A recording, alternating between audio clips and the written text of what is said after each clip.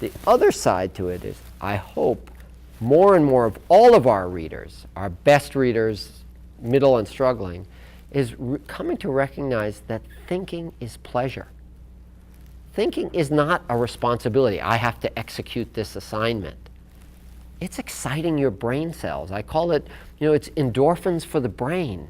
It's when you make connections. It's when something you didn't know before you look at from a new angle. And that's what the Common Core wants you to see nonfiction as pleasure reading.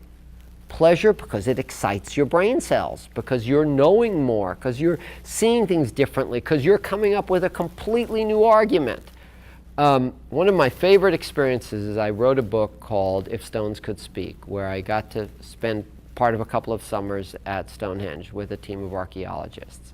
And it was about how I got to live out my childhood fantasy of being an archaeologist.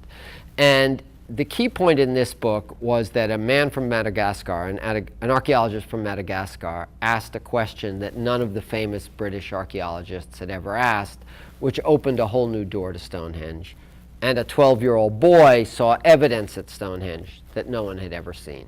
So it's about asking new questions. It's about showing that I was wrong as an 11-year-old to believe there were no new discoveries. And I was teaching this or talking about this to fourth graders, actually in Houston.